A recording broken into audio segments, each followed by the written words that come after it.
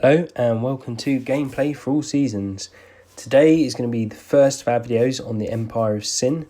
The purpose of this video is if you're one of those people who decide on whether to or whether to not buy the game, here's a little guide just to talk you through the basics of the gameplay to help you make your decision. Now if that sounds interesting to you, why not subscribe? We've got a bunch of other content that we've been putting out on this channel. I'll put some of that in the link below. So Empire of Sin then. So what's it about? Well, it's a game about gangsters set in Chicago in the 1920s. You can pick from a range of about 12 different mafia bosses, including Al Capone. I imagine most people have heard of him, and several others as well, none of which I've personally heard of. And the idea is, of course, you have to build your empire. That involves running several different types of businesses, speakeasies, hotels, brothels, all the sort of stuff you normally expect. And also running your crew as well, so picking who you want to work for you, and you can promote different people at different times depending who you like. So that's the fundamentals of the game, and effectively the concept behind it. But in terms of the actual gameplay, which is probably why you've clicked on this video, I'd probably split it into 4 different areas. Firstly, there's the combat. Now the combat is very distinctive, and I am showing on screen at the moment. If you've played the game XCOM 2, which interestingly, just before I bought this game and had no idea the combat was the same, it is very, very similar. It's just a gangster version of what was an alien version of XCOM 2. Now, I did actually make a video of games you may have missed, and XCOM 2 was on there. So I'll put a link to that video below, and that's 5 games you may have missed on the PS4. So this style of combat, as with XCOM 2, is a turn-based combat.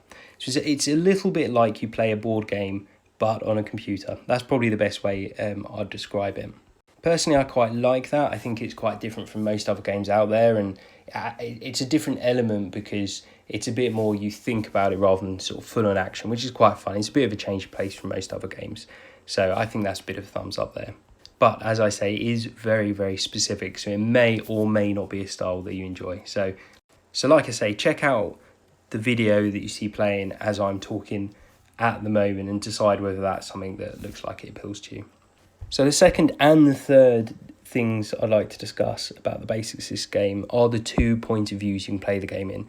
The first is a street view, and that I think you'd probably play more at the beginning when you've got less of a crew and you probably roam around. It looks quite nice to see the city, but I think it's probably less useful than the second view, which is a sort of city view. It takes you away, you see it all in white, but it's much easier to see what's happening. You can see characters moving around, so if you want to avoid other factions, you can do that.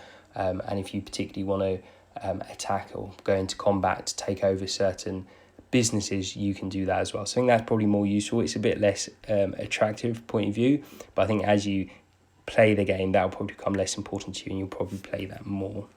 So the final thing, or the fourth thing that I wanted to go through as one of the basics of this game, is effectively how many menus there are. There really are menus for everything, and it takes an awful lot of time to get your head around them, which I think if you're a very, very casual gamer, you just want to dip in and have a bit of fun with it, maybe that there's quite a lot to get used to. But I think if you're someone who enjoys statistics, someone who enjoys sort of getting a bit deep into game, it's quite fun.